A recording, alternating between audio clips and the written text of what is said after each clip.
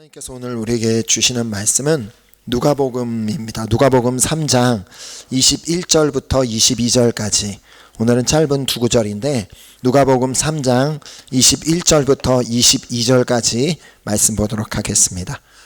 누가복음 3장 21절부터 22절까지 말씀입니다. 짧은 두 절 말씀인데 우리 다 함께 한 목소리로 하나님의 말씀 읽도록 하겠습니다. 시작. 백성이 다 세례를 받으세 예수도 세례를 받으시고 기도하실 때에 하늘이 열리며 성령이 비둘기 같은 형체로 그의 위에 강림하시더니 하늘로부터 소리가 나기를 너는 내 사랑하는 아들이라 내가 너를 기뻐하노라 하시니라. 아멘. 아멘. 제가 한 번 더 읽겠습니다. 백성이 다 세례를 받으세 예수도 세례를 받으시고 기도하실 때에 하늘이 열리며 성령이 비둘기 같은 형체로 그의 위에 강림하시더니 하늘로부터 소리가 나기를 너는 내 사랑하는 아들이라 내가 너를 기뻐하노라 하시니라.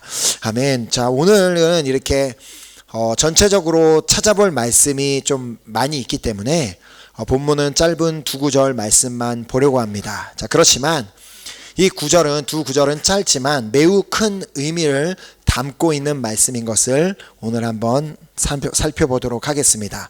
사실 이 말씀을 보면서 가장 먼저 떠오른 말씀이 하나 있었는데 그 말씀은 이사야서 34장 16절 말씀입니다. 한번 찾아보도록 하겠습니다. 이사야서 34장 16절 말씀입니다.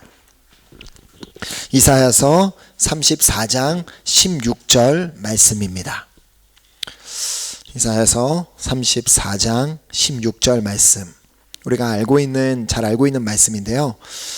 너희는 여호와의 책에서 찾아 읽어보라. 이것들 가운데서 빠진 것이 하나도 없고 제짝이 없는 것이 없으리니 이는 여호와의 입이 이를 명하셨고 그의 영이 이것들을 모으셨음이라. 지금 이사야 선지자가 전하고 있는 메시지는 이 성경 말씀은 여호와 하나님의 입이 이를 명하셨고 그의 영이 이것들을 모으셨기에 이 하나님의 말씀인 성경을 찾아 읽어보면 이것들 가운데서 빠진 것이 하나도 없으며 제짝이 없는 것이 없다라는 것입니다. 자, 지난주에도 말씀을 드렸던 것처럼 모든 성경은 하나님의 감동, 즉 성령의 감동에 따라 기록이 되었는데 또 하나님의 입이 이를 명하셨다라고 말씀하는 이유는 이 성경에 따라 그 가진 특성이 다르기 때문입니다. 자, 예를 들어 지금 이 말씀이 기록된 이사야서나 또 다른 선지자서 말씀을 읽어보면 하나님께서 직접 그 선지자들에게 주신 말씀을 그들이 받아서 백성에게 전달했고 또 그게 내용이 고스란히 기록된 것을 볼 수 있습니다. 자, 그렇게 이런 경우에는 하나님의 입이 이를 명하셨다라고 볼 수 있는 것이고 그 외에 역사서나 시가서, 복음서, 서신서 같은 경우에는 그 저자의 경험과 또 그 저자의 지식을 바탕으로 성령님의 도우심을 받아서 기록하였기 때문에 모든 성경은 하나님의 감동으로 된 것이라고 말하기도 하는 이유입니다. 자, 이렇게 하나님의 입이 친히 명하셨고 또 하나님의 감동으로 기록되었기 때문에 이 성경 안에는 오류가 있을 수도 없고 빠진 것이 있을 수도 없다는 것입니다. 자, 그래서 이렇게 신학적으로 말하면 성경 무오설, 그러니까 성경 안에는 그 오류가 없다라는 것을 그렇게 우리 기독교인들은 주장하고 있습니다. 자, 그러므로 오늘날 우리가 보고 있는 이렇게 성경으로 구성되어 있는 보고 있는 66권으로 구성된 성경은 결국 하나님의 영이 이것들을 모았다는 사실을 우리는 반드시 알아야 합니다. 자, 그런데 사실 지금 우리가 알고 있는 이 66권의 책 외에도 수많은 기록들이 존재했습니다. 복음서의 경험만 해도 사복음서 외에 다른 복음서들 도마복음, 베드로복음 이런 것들이 있었다는 사실을 이 누가복음 저자는 이 외에도 다른 글들이 있었다는 것을 누가복음 1장 2절에서 말하고 있습니다. 한번 보겠습니다. 누가복음 1장 2절 말씀 찾아보겠습니다. 누가복음 1장 2절 말씀. 처음부터 목격자와 말씀에 일꾼된 자들이 전하여 준 대로 내력을 저술하려고 붓을 든 사람이 많은지라. 자, 이처럼 당시에 있었던 일을 글로 남기고자 한 사람들이 많이 있었지만, 오늘날 우리가 아는 이 구약 39권과 신약 27권만 성경에 포함되게 된 이유는, 그때 이 성경을 이렇게 종합하던 학자들이나 그들이 모여서 그들의 어떤 지식과 그들의 방법으로만 가능한 것이 아니라 하나님께서 친히 그 자리 가운데 임재하시고 하나님의 영이 그 시간을 인도하셔서 이렇게 오늘날의 성경 66권이 이루어지게 된 것이라고 말씀하고 있는 것입니다. 자, 물론 이사야 선지자가 이 말씀을 전하던 때에는 아직 신약 성경이 하나도 기록되지 않았던 때이지만, 우리 하나님이 어떤 분이십니까? 베드로후서 3장 8절 말씀 보겠습니다.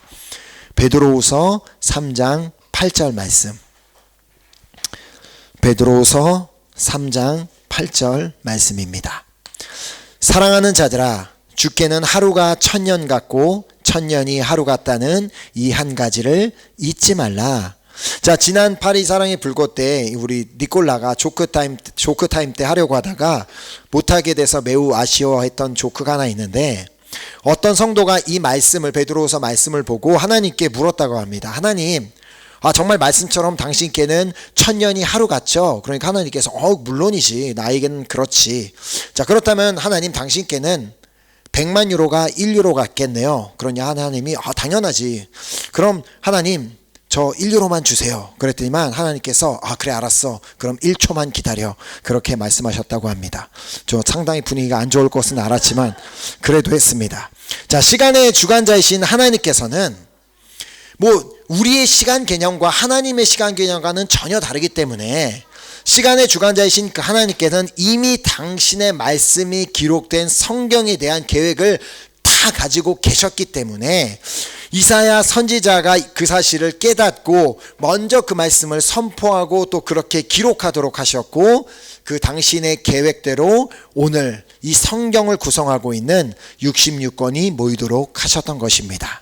자, 특별히 오늘 우리는 이사야서 34장에 기록된 대로 하나님의 말씀에는 제짝이 없는 것이 없다라는 말대로 어떻게 성경에 있는 그 말씀들이 각자마다 그 짝을 이루고 있는지를 오늘 본문 말씀과 함께 살펴보도록 하겠습니다. 자, 오늘 본문으로 다시 돌아가겠습니다. 누가복음 3장 21절과 22절 말씀을 다시 읽도록 하겠습니다. 백성이 다 세례를 받으세 예수도 세례를 받으시고 기도하실 때에 하늘이 열리며 성령이 비둘기 같은 형체로 그의 위에 강림하시더니 하늘로부터 소리가 나기를 너는 내 사랑하는 아들이라 내가 너를 기뻐하노라 하시니라. 자, 우리는 이미 지난 주일에 예수님께서 이 세례를 받으시는 장면을 보았는데, 제가 이 질문을 한 것을 기억하실 것입니다. 도대체 왜 하나님의 아들이신 예수님이 세례를 받으셔야만 했는가라는 질문입니다. 자, 세례 요한을 찾아오던 사람들의 경우는, 그 사람들의 경우는 모두가 다 회개의 세례를 받기 위한 목적이었다 할지라도 예수님은 회개하실 이유가 없는 분이셨습니다. 그분에게 어떤 죄가 있었겠습니까? 하나님의 아들이신, 하나님 본체이신 그분에겐 죄가 없었기에 회개하실 이유가 없었습니다. 자, 그런데 그 예수님이 세례를 받으시고 난 뒤 성령이 비둘기 같은 형체로 그의 위에 강림하신 이 이야기를 보면, 지금 이 이야기가 창세기의 한 사건과 짝을 이루고 있음을 발견하게 됩니다. 자, 한편으로는 이미 말씀을 드린 대로 이사야서에 기록된 그 예언의 성취의 의미로 성령이 예수님께 내리기는 했지만, 그러나 굳이 비둘기 같은 형체로 그런 새의 모양으로 예수님 위에 강림하실 필요는 없었다는 것입니다. 자, 기왕 그럴 거라면, 이왕 새의 모양으로 성령이 임하실 것이라면 좀 멋있는 독수리 같은 모양으로 강림하셨으면 좋았을 텐데, 굳이 비둘기 같은 형체로 강림하셨던 이유는, 그럴 만한 이유가 있었다는 것을 우리는 창세기의 한 사건을 통해 보게 됩니다. 자, 그 사건은 바로 노아의 홍수 사건입니다. 자, 이 홍수 사건과 이 도대체 이 세례와 비둘기가 무슨 연관이 있을까라고 생각할 수도 있지만, 먼저 당시에 그 세례 요한이 주던 그 세례를 받던 사람들의 세례는 오늘날 우리가 이렇게 알고 있는 물을 찍어서 머리에 안수하는 식으로 주는 그런 세례가 아닌, 그 침례 교단에서나 이렇게 하고 있는 완전히 물에 몸을 잠그는 그러한 침례를 행하였음을 안다면 이것이 홍수와 짝을 이루고 있음을 깨닫게 됩니다. 자, 오늘날도 여러 교회에서는 세례를 줄 때 그 사람을 완전히 물속에 완전히 잠갔다가 다시 꺼내주는 그러한 침례 의식을 하고 있습니다. 자, 이 침례가 가진 의미는 자신의 몸이 완전히 물속에 잠겨짐으로 말미암아 이제는 죄인으로 살던 나는 죽고 이제부터는 주님과 연합한 새 생명으로 태어나겠습니다라는 그런 의미를 가지고 있습니다. 자, 그래서 이 노아의 홍수 사건을 다시 한번 보면 하나님께서 이 심판을 내리시는 이유가 무엇인지를 노아에게 말씀하시는 장면을 보게 됩니다. 자, 창세기 6장 13절 말씀 우리 찾아보도록 하겠습니다. 창세기 6장 13절 말씀입니다.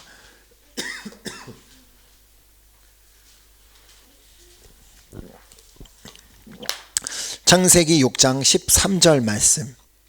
자, 하나님이 노아에게 이르시되 모든 혈육이 있는 자의 포악함이 땅에 가득함으로 그 끝날이 내 앞에 이르렀으니 내가 그들을 땅과 함께 멸하리라 하며, 이때 당시에 모든 호흡이 있는 생물들이 어떻게 멸하게 되었어요? 물속에 잠겨서 그들이 다 멸하게 되었습니다. 다 물속에 잠겨 죽음을 맞이하게 되었습니다. 자, 결국 이 홍수 사건은 온 인류의 죄에 대한 심판이었습니다. 그리고 그것들이 물로 말미암아 그들이 죽게 되었습니다. 자, 그리고 이제 이 모든 저주와 심판이 끝났다는 사실을 확인시켜 줬던 동물이 바로 비둘기였습니다. 자, 노아는 방주 안에 있다가 이 밖에 물이 줄었는지를 확인해 보기 위해 방주 문을 열고 비둘기를 밖으로 내놓았습니다. 자, 그 장면을 한번 보겠습니다. 창세기 8장 8절부터 12절 말씀입니다. 창세기 8장 8절부터 12절 말씀. 그가 또 비둘기를 내놓아 지면에서 물이 줄어들었는지를 알고자 하매 온 지면에 물이 있으므로 비둘기가 발붙일 곳을 찾지 못하고 방주로 돌아와 그에게로 오는지라. 그가 손을 내밀어 방주 안 자기에게로 받아들이고 또 7일을 기다려서 다시 비둘기를 방주에서 내놓음에 저녁 때에 비둘기가 그에게로 돌아왔는데 그 입에 감람나무 새 잎사귀가 있는지라. 이에 노아가 땅에 물이 줄어든 줄을 알았으며 또 7일을 기다려 비둘기를 내놓음에 다시는 그에게로 돌아오지 아니하였더라. 자, 그 후에 이 일이 있은 후에 노아의 가족이 방주에서 나오게 된 것을 기억하며, 유대인들에게는 유대인들에게 비둘기란 저주와 심판의 끝을 알리는 상징이 그들에게 되어 있었습니다. 자, 그러므로 예수님께서 세례를 받으시고 기도하실 때에 하늘이 열리며 성령이 비둘기 같은 형체로 그 위에 강림하셨던 이유가 뭐겠어요? 이제 모든 저주와 심판은 예수 그리스도로 말미암아 끝나게 되었음을 보여주시기 위한 목적이었던 것입니다. 자, 주일날 받은 말씀처럼 그때가 바로 하나님의 아들 예수 그리스도의 복음의 시작이었던 동시에 모든 저주와 심판의 끝이었던 것입니다. 자, 이렇게 예수님 위에 내리셨던 성령이, 그 예수님에게 내리셨던 그 성령이 동일하게 예수 그리스도를 믿는 자들에게 내려졌을 때 그들에게 어떤 일이 일어나게 되었는지를 기록하고 있는 성경이 바로 사도행전입니다. 자, 그래서 사도행전은 이렇게 시작하고 있음을 보게 됩니다. 사도행전 1장 4절 말씀 보겠습니다. 사도행전 1장 4절에서 5절까지 말씀입니다. 사도행전 1장 4절과 5절 말씀입니다. 사도와 함께 모이사 그들에게 분부하여 이르시되 예루살렘을 떠나지 말고 내게 들은 바 아버지께서 약속하신 것을 기다리라.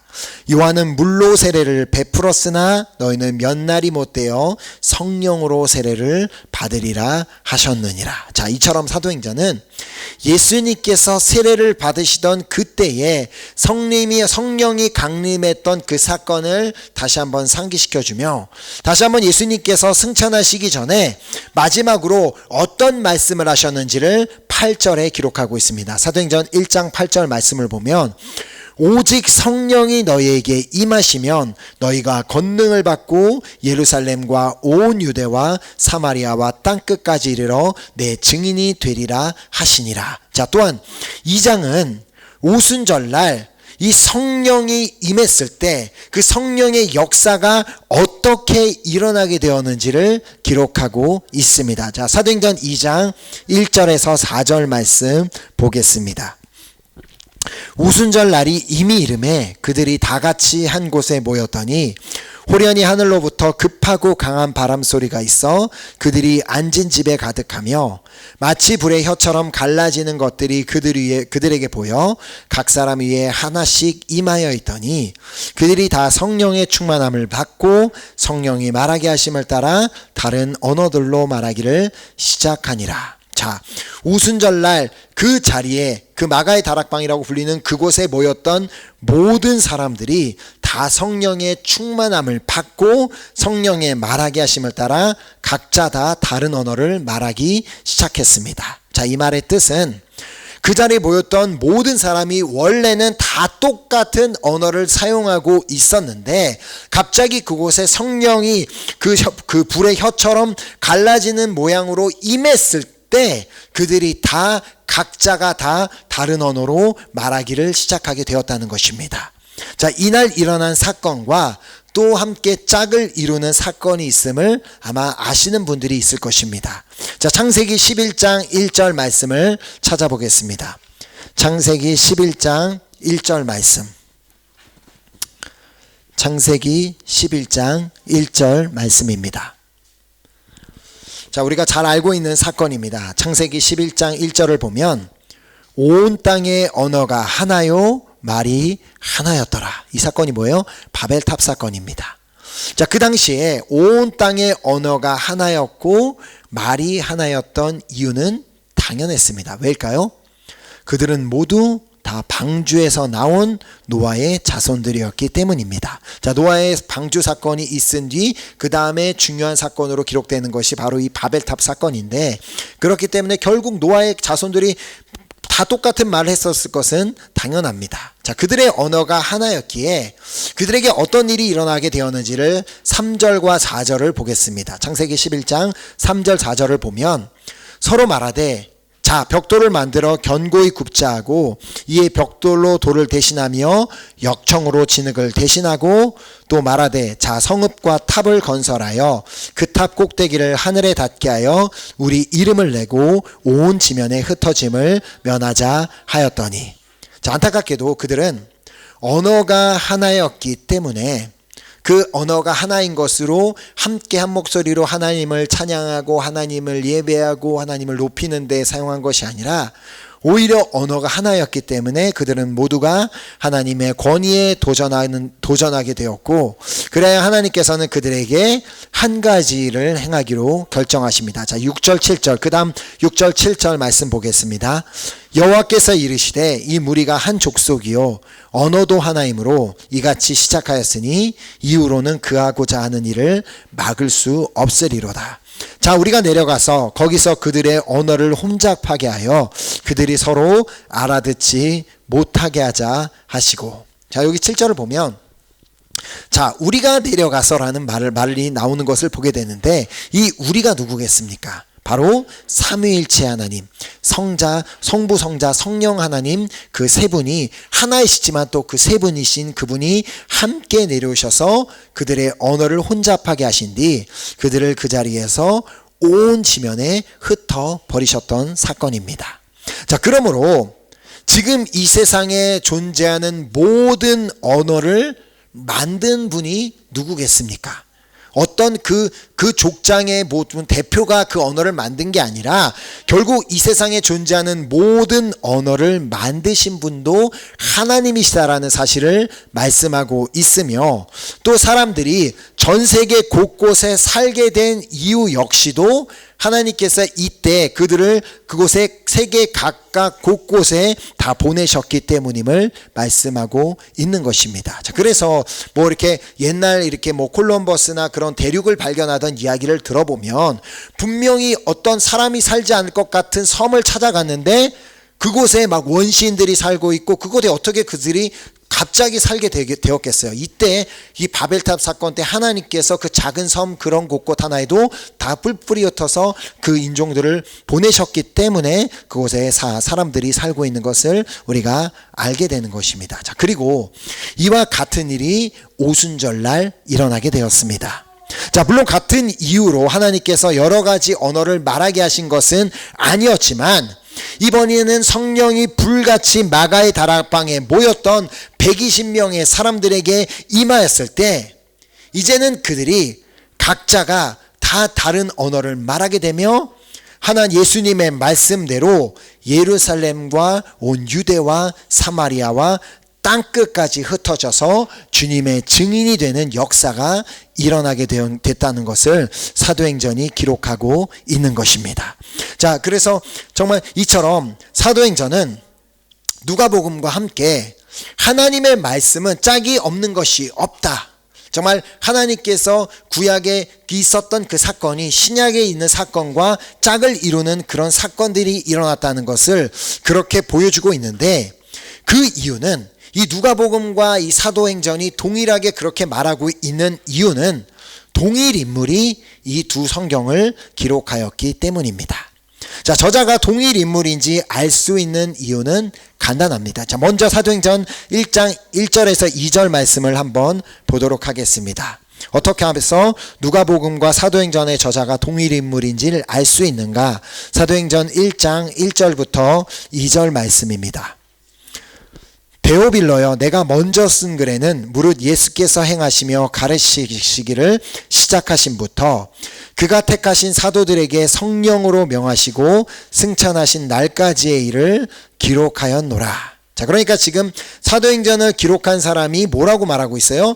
데오빌러여, 내가 먼저 쓴 글에는 무엇에 대해서 썼다고요? 바로 예수님께서 행하셨던 일들, 예수님께서 가르치셨던 일들, 그 일들에 대해서 기록하고 있는 것으로 보아 지금 이 사람은, 이 사도행전을 기록한 사람은 사복음서 중에 한 복음서를 기록한 인물임을 알 수 있게 됩니다. 자, 그리고 이 사복음서를 보면 유일하게 누가복음만 이 데오빌로라는 사람을 위해 기록된 그림을 발견하게 됩니다. 자, 누가복음 1장 3절에서 4절 말씀 찾아보겠습니다. 누가복음 1장 3절에서 4절 말씀. 자, 누가복음 1장 3절에서 4절 말씀을 보면 그 모든 일을 근원부터 자세히 미루어 살핀 나도 데오빌로 각하에게 차례대로 써보내는 것이 좋은 줄 알았노니 이는 각하가 알고 있는 바를 더 확실하게 하려 함이로라. 자, 이렇게 우리는 누가복음과 사도행전의 저자가 동일 인물이라는 사실을 확인하게 됩니다. 자, 그렇다면 그 사도행전과 누가복음의 저자가 누구인가라는 질문에 우리는 당연히 누가복음이란 이름이 있으니까 누가라고 알고 있기는 하지만 오늘 우리는 지난주와 마찬가지로 어떻게 해서 누가가 이 누가복음의 저자인지 그리고 동일하게 사도행전의 저자인지를 우리가 확인해 볼 필요가 있습니다. 자, 누가복음도 사도행전도 마찬가지로 누가 이 글을 적었는지 직접 이름을 언급하고 있지는 않지만 이 요한복음과 동일하게 우리가 성경 속에서 어떻게 해서 누가라는 인물이 누가복음과 사도행전의 저자가 되었는지를 알 수 있게 된다는 것입니다. 자, 그래서 오늘도 이제 한번 제 지난주에 이어서 이렇게 좀 성경을 좀 이렇게 연구하며 좀 찾아보는 방법으로 오늘 공부해 보도록 하겠는데, 먼저 사도행전 1장 12절과 13절 말씀을 보도록 하겠습니다.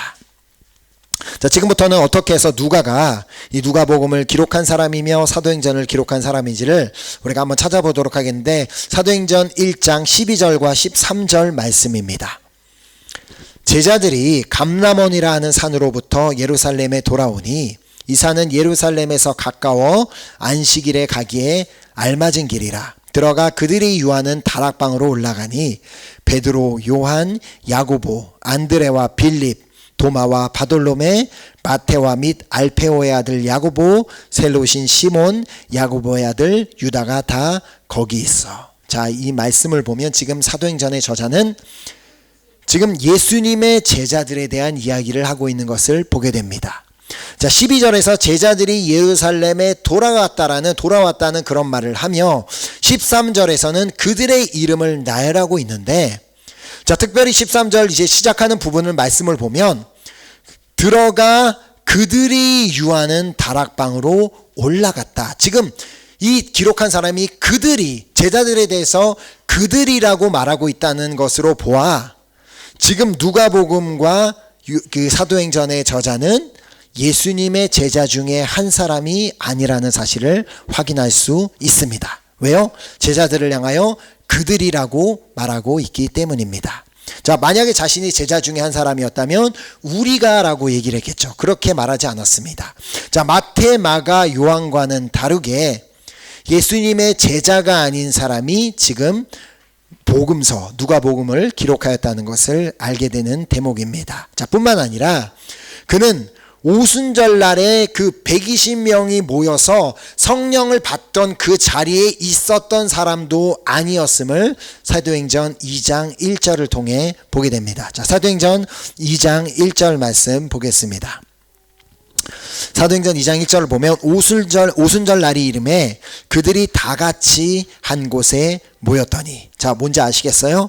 여기서도 마찬가지로 그들이 다 같이 한 곳에 모였더니라고 하며 자신은 그 자리에 없었음을 스스로가 나타내고 있습니다.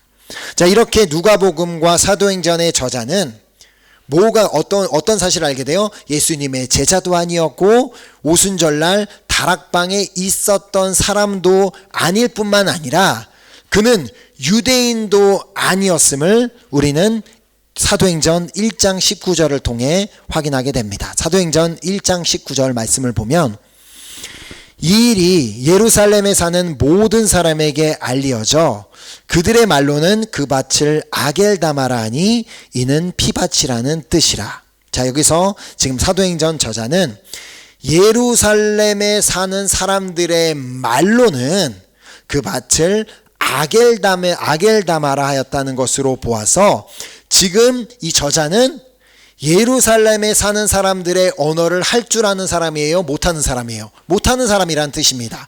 그들의 말로는, 이 유대인들의 말로는 아겔다마라라고 하더라라는 것으로 보아서 지금 그 사도행전을 기록한 사람은 유대인이 아닌 히브리어를 할 줄 모르는 이방인인 것을 확인하게 되는 것입니다. 자, 그렇다면 결론은 지금 이 누가복음과 사도행전을 기록하면서 어떻게 구약과 신약의 말씀이 짝을 이루고 있는지를 그렇게 꼼꼼하게 설명하고 있는 그 누가라는 사람이 예수님의 제자도 아니었고 오순절날 다락방에 있었던 사람도 아니었으며 이방인이었다는 사실을 우리가 확인하게 되는 것입니다. 자, 그렇다면 도대체 이 사람이 어떻게 누가인 것을 알 수가 있는가라는 그 질문의 답을 이제 찾아보도록 하겠습니다. 자, 아까 우리가 보았던 것처럼 사도행전은 예수님의 제자들 그리고 바울에게 일어난 일들을 서술하는 형식으로 그 이야기가 시작되며 진행이 됩니다. 자, 그런데 이 사도 바울의 2차 전도 여행이 시작되는 그 16장에 보면 갑자기 11절에 그 주어가 바뀌게 되는 것을 보게 됩니다. 지금까지는 그들이, 저들이, 그 누구의 이름, 바울의 이름을 언급하고 베드로의 이름을 언급하는데 사도행전 16장 11절 말씀을 보겠습니다. 사도행전 16장 11절에 어떻게 기록하고 있는지를 보면 사도행전 16장 11절에 우리가 드로아에서 배로 떠나 사모드라게로 직행하여 이튿날 네아폴리로 가고, 자, 우리가 라는 주어를 사용하였습니다. 지금 그렇다면 그 배에 바울과 이 누가복음 사도행전을 기록한 사람이 함께 있었다는 것입니다. 자, 13절에도 그 사도행전 16장 13절에도 보면 안식일에 우리가 기도할 곳이 있을까요? 문 밖 강가에 나가 거기 앉아서 모인 여자들에게 말하는데라고 이렇게 말을 하며 지금 자신은 바울과 함께 선교에 동참하고 이 전도 여행에 동참하고 있는 사람임을 드러내게 됩니다. 자, 뿐만 아니라 나중에 이제 이 사도 바울이 로마로 후송되게 되는데 그때에도 자신은 함께 있었다라는 것을 밝히고 있습니다. 사도행전 27장 1절 말씀 보겠습니다. 사도행전 27장 1절 말씀. 사도행전 27장 1절에 보면 여기서도 어떻게 시작되나요? 우리가 배를 타고 이달리아에 가기로 작정됨에 바울과 다른 죄수 몇 사람을 아구스토대의 백부장 율리오란 사람에게 맡기니, 그리하여 그는 그 배가, 여러분들 이제 그 이야기를 아는 것처럼 그 로마로 향해 가던 그 배가 풍랑을 만나게 되는데 그 풍랑을 만날 때에도 그는 여전히 그 배에 함께 있었고 구조되는 순간에도 그는 여전히 함께 있었을 뿐만 아니라 로마에 도착할 때도 함께 있었고 바울이 자택 감금이 되었을 때에도 그가 여전히 함께 있었음을 우리는 사도행전을 통해 확인하게 됩니다. 자, 그리고 그 옥중 서신으로 알려져 있는 4개의 서신서인 에베소서, 골로새서, 빌레몬서, 빌립보서를 보면 이때 바울과 함께 갇혀 있었던 8명의 인물의 이름이 나오게 되는 것을 보게 되는데, 그렇다면 그게 뭐예요? 그 8명 중에 한 명이 결국 사도행전과 누가복음의 저자가 될 수 있다는 것입니다. 자, 먼저 그 8명 중에 3명의 이름이 기록된 골로새서 4장 10절과 11절의 말씀을 보겠습니다. 골로새서 4장 10절과 11절 말씀에 이 바울과 함께 갇혔던 8명 중에 3명의 이름이 기록되어 있습니다. 골로새서 4장 10절과 11절의 말씀입니다. 나와 함께 갇힌 아리스다고와 바나바의 생질 마가와 이 마가에 대하여 너희가 명을 받았음에 그가 이르거든 영접하라. 유스도라 하는 예수도 너희에게 문안하느니라. 그들은 할레파이나 이들만은 하나님의 나라를 위하여 함께 역사하는 자들이니 이 사람들이 나의 위로가 되었느니라. 자, 그런데 아까 말씀을 드렸듯이 사도행전과 누가복음의 저자는 유대인이 아니라 이방인이라고 말씀을 드렸습니다.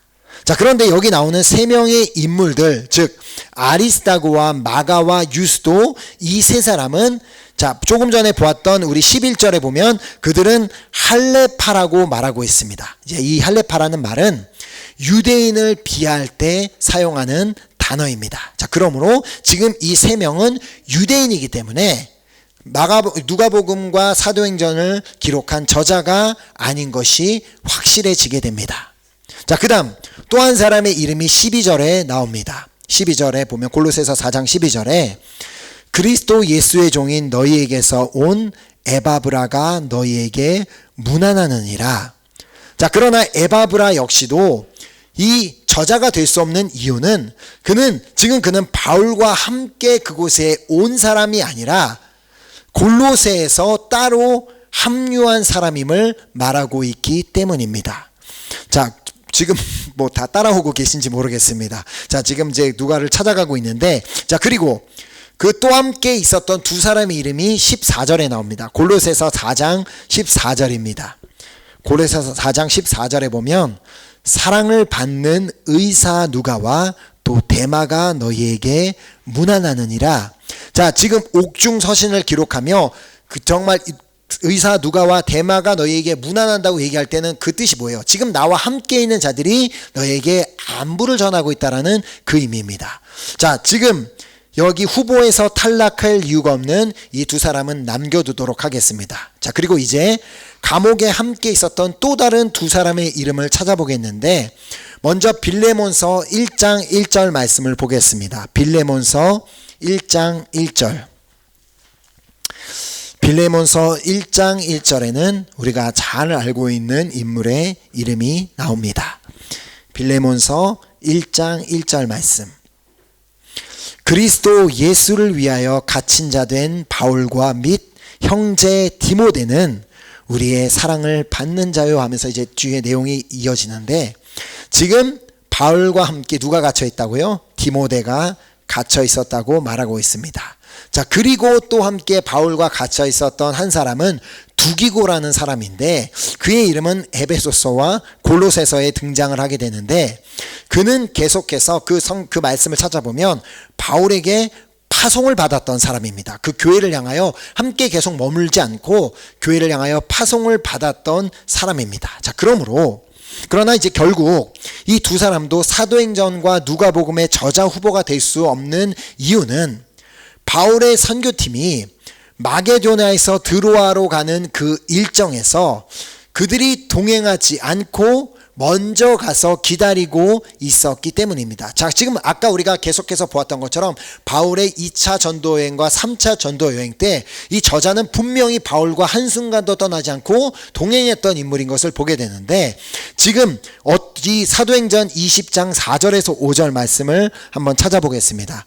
사도행전 20장 4절에서 5절 말씀을 찾아보면 바울과 동행하지 않고 먼저 가서 기다리던 한 그룹의 이름을 얘기하고 있습니다. 사도행전 20장 4절에서 5절까지 말씀을 보면, 아시아까지 함께 가는 자는 베레아 사람 브로의 아들 소바더와 데살로니가 사람 아리스다고와 세군도와 더베 사람 가이오와 및 디모데와 아시아 사람 두기고와 드로비모라. 그들은 먼저 가서 드로아에서 우리를 기다리더라.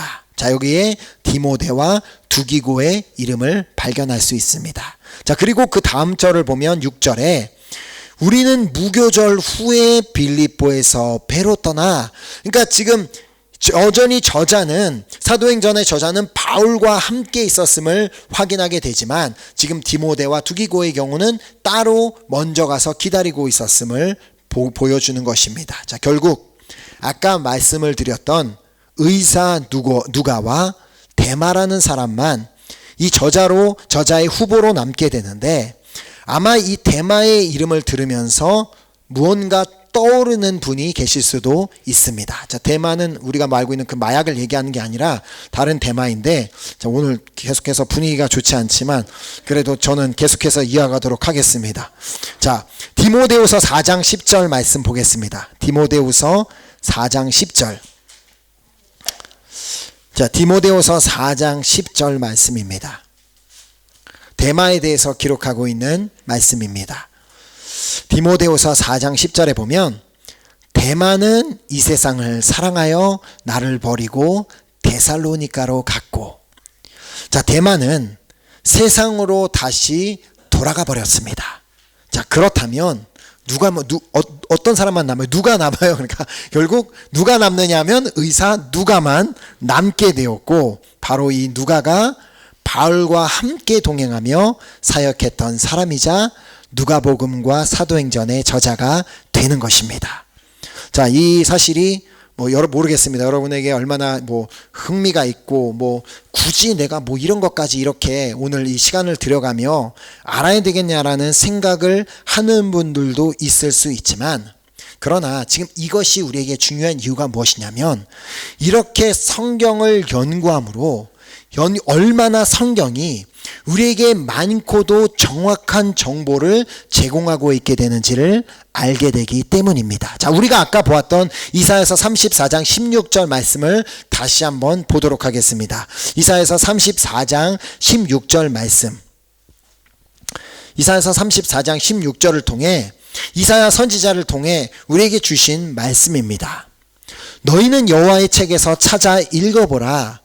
이것들 가운데서 빠진 것이 하나도 없고 제짝이 없는 것이 없으리니 이는 여호와의 입이 이를 명령하셨고 그의 영이 이것들을 모으셨음이라.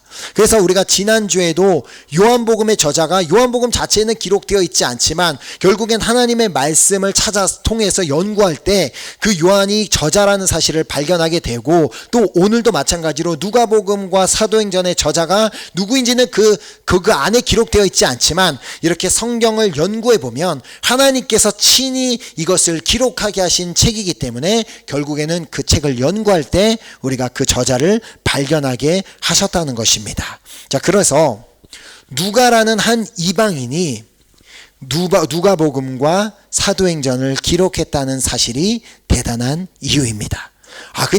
누가라는 사람이, 의사 누가라는 사람이 그냥 기록했나 보다라고 끝날 수 있는 문제가 아니라, 그는 이방인에도 불구하고 모든 성경의 저자 중에 유일하게 한 사람만 이방인이 성경을 기록했는데 그 사람이 바로 오늘의 우리 주인공인 누가입니다. 자, 그러나 그가 유대인이 아님에도 불구하고 이렇게 누가복음과 사도행전을 쓰게 된 것을 보며 떠오르게 되는 말씀이 있습니다. 자, 누가복음 13장 30절 말씀입니다. 누가복음 13장 30절 말씀입니다. 예수님께서 하신 말씀인데요. 누가복음 13장 30절 말씀을 보면 이렇게 예수님이 말씀하셨습니다.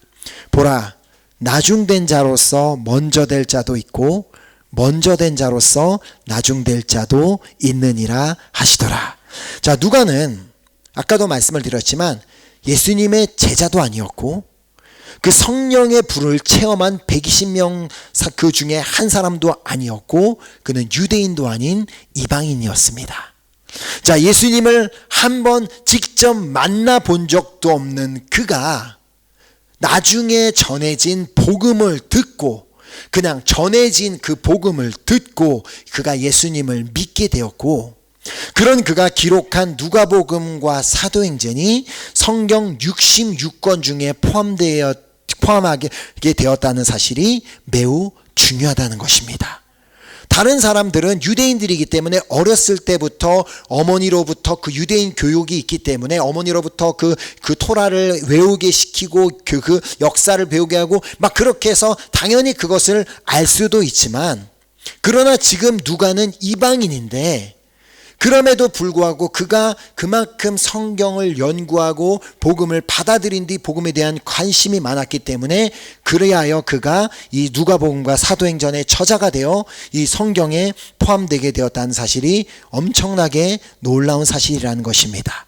자, 지금 그의 경우는 예수님의 말씀처럼 나중된 자로서 먼저 된 경우입니다.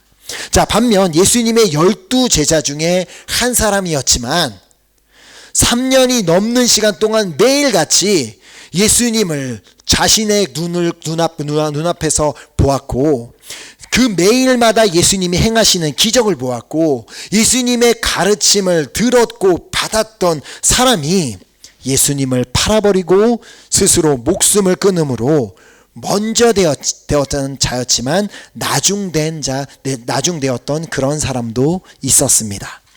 자, 우리나라 대한민국도 우리나라 주변에 있는 국가들에 비해 일본과 중국에 비해 한참이나 매우 늦은, 몇 세기나 늦은 18세기 말이나 되어서 복음이 들어오게 되었습니다. 우리나라의 그 정책, 세국 정책이나 여러 그 환경들로 인해 일본 같은 경우에는 우리나라보다 이미 몇 세기 전에 복음이 들어왔고, 중국 같은 경우에도 이미 선교사들이 들어와서 활동을 하고 있었지만 우리나라는 18세기 말이나 되어 이제 복음이 들어오게 되었는데, 그것도 제가 이미 여러 번 말씀을 드렸지만 그것도 선교사가 그 복음을 들고 온 복음이 아니라 중국을 통해 들어오게 된 기독교 서적을 읽은 몇몇 학자들이 그 책을 읽고 성경이 아니라 그냥 기독교 서적을 읽고 그 자신 스스로가 나는 예수를 믿어야 되겠다, 그리스도인이 된 그런 세계의 역사에 없는 매우 이례적인 방법으로 복음이 전파가 되었습니다. 자, 그리고 제가 또 말씀드린 것처럼 우리나라는 세계의 역사 중에 유일하게 선교사가 들어온 적도 없는데 먼저 복음을 받아들인 뒤 자신들이 먼저 선교사가 있는 나라에게 우리에게 제발 선교사를 파송해 주세요라고 먼저 요청한 나라이기도 합니다. 자, 그렇게 뒤늦게 복음이 들어오게 되었지만 예수님의 말씀처럼 나중된 자로서 먼저 된 자가 되어서 지금은 전 세계에 복음을 전하는 그런 나라로 세워지게 되었습니다. 지금 오늘날은 정말 미국에 이어 세계에서 두 번째로 선교사를 가장 많이 파송하는 그런 나라가 되었다는 것입니다. 그러니까 먼저 된 자가 중요한 것이 아니라 하나님의 시간이 있고 나중되더라도 그러나 하나님께서 사용하고자 하시면 반드시 들어 사용하시는 그때가 있다는 것입니다. 자, 그러므로 지금 나의 삶이 나중된 자 같은 그런 삶 같아 보인다 할지라도 하나님의 때에 하나님의 뜻 가운데 먼저 되는 자의 은혜가 반드시 우리 한 사람 한 사람에게 있게 될 줄 믿습니다. 아멘. 자, 결국 누가가 이렇게 하나님께 이방인으로서 하나님께 쓰임받을 수 있었던 이유가 무엇인지는 그가 기록한 누가복음 1장 3절을 통해 보게 됩니다. 자, 누가복음 1장 3절 말씀, 우리가 아까도 보았던 말씀인데요. 누가복음 1장 3절 말씀을 다시 보면, 자, 누가가 자신 스스로 이렇게 말하고 있습니다. 그 모든 일을 근원부터 자세히 미루어 살핀 나도 데오빌로 각하에게 차례대로 써보내는 것이 좋은 줄 알았노니. 자, 지금 누가는 자신이 직접 예수님을 만나고 또 예수님이 행하신 일들을 경험해 보지는 못했지만 예수님에 대한 모든 일을 근원부터 자세히 미루어 살펴보았던 사람이었습니다. 자, 그는 복음을 전해 듣고 예수님께서 우리의 구원자이시며 예수님께서 이 땅에 오셨고 예수님이 우리를 위해서 이렇게 십자가에서 달려 돌아가셨고 예수님께서 이렇게 3일 뒤에 부활하셨으며 예수님께서 이렇게 승천하셨다고 마치 우리처럼 예수님을 직접 만나본 적도 없고 예수님이 행하시는 기적을 직접 눈으로 본 적이 없는 사람이었지만 그러나 그가 그런 복음을 듣고 어떻게 했다고요? 그 예수님에 대해서 모든 일을 근원부터 자세히 미루어 살펴보았던 사람이라는 것입니다. 자, 그만큼 그는 복음에 대한 열정이 있었고 말씀에 대한 연구가 있었음을 보여주는 말씀입니다. 자, 이것이 바로 누가가 유일하게 이방인으로서 성경을 기록하는 저자로 쓰임받게 된 이유입니다. 오늘 우리에게도 이 복음에 대한 열정이 있고 이 말씀에 대한 사모함 그리고 그 말씀을 연구하고자 하는 그러한 마음이 있다면 우리 역시도 지금 우리의 어떠함과 상관없이 하나님께서 정말 사용하시고자 하는 그릇이 된다면 하나님께 쓰임받는 그러한 은혜가 있게 될 줄 믿습니다. 아멘. 자, 누가는 본인이 이렇게 말씀에 대한 사모함이 있는 사람이었기 때문에 베레아에 있는 성도들에게 큰 도전을 받고 이렇게 기록한 것을 보게 됩니다. 사도행전 17장 11절 말씀입니다.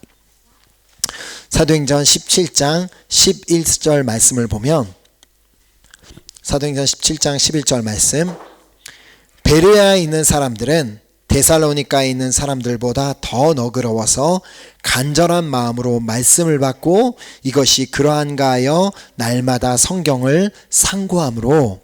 자, 사실 여기서 더 너그러워서로 번역된 헬라어 유게네스는, 이 단어는 귀족이나 고위 관직에 있는 사람들을 의미하는 단어입니다. 자, 개역 한글 성경에는 그래서 이제 더 신사적이었다라고 번역을 하고 있기도 하는데, 사실 정말 그 원어적인 의미로 본다면 베레아 사람들은 데살로니가에 있는 사람들보다 더 귀족 출신의 사람들이었으며 더 높은 관직에 있는 사람들이었다라고 말하고 있는 것입니다.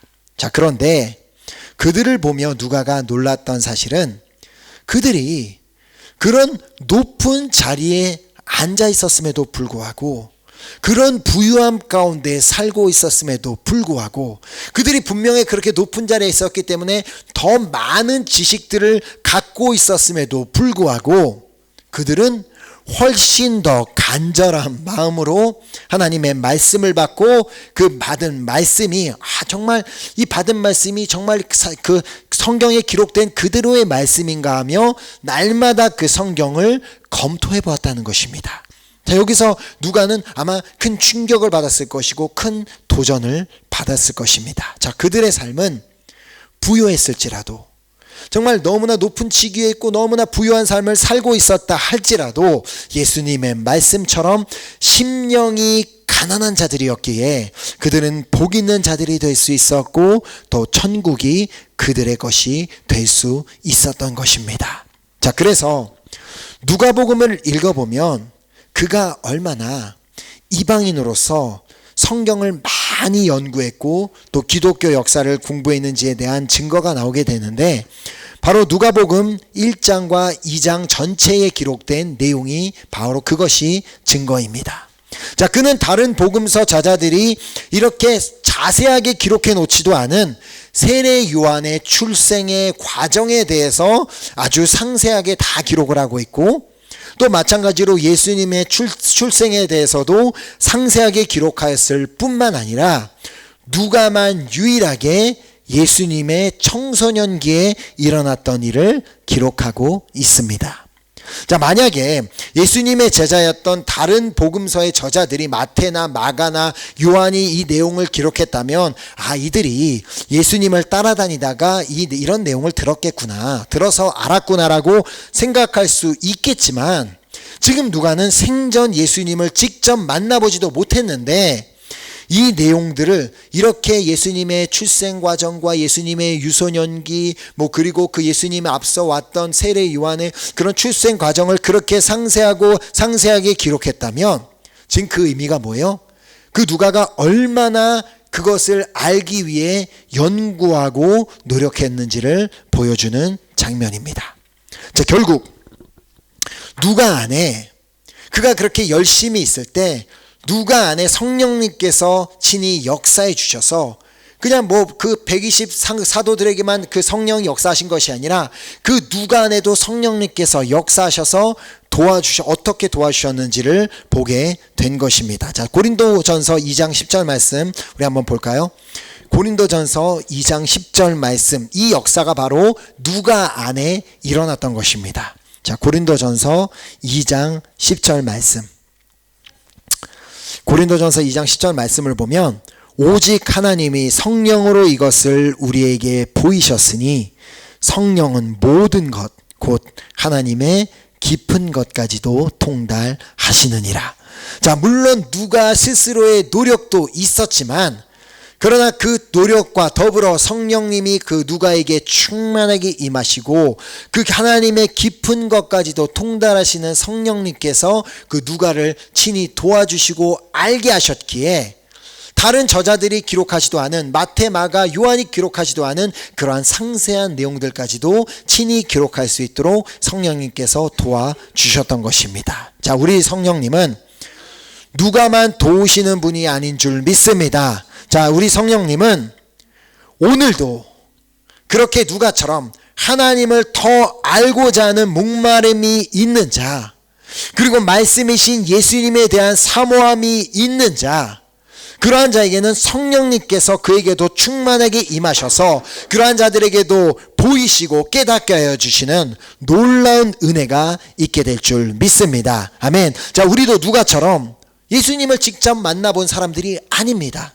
자, 또한 예수님의 가르침을 직접 우리의 귀로 들어본 사람도 아니고 오순절 날에 그 성령의 불같이 임하는 것을 체험해 본 사람들도 아니고 또 우리도 누가처럼 이방인이지만 그러나 우리도 이 누가 한 사람처럼 목마름을 가지고 성경 안에 있는 그 일들을 근원부터 자세히 미루어 어떻게 해서든 정말 하나님을 더 알아보려는, 정말 하나님을 더 깊이 알아보려는 그 사모함을 가지고 그렇게 노력하면 나아갈 때 성령님께서 누가를 깨닫게 하셨던 것처럼 우리도 깨닫게 도와주실 뿐만 아니라 누가처럼 우리도 이 시대에 쓰임받는 한 사람 한 사람으로 세워지는 은혜가 있게 되기를 예수 그리스도의 이름으로 소망하며 축복합니다. 아멘. 함께 이 시간 우리가 결단하는, 우리 기도하고 우리 함께 찬양하고 우리 하는 기도하는 시간을 갖도록 하겠습니다.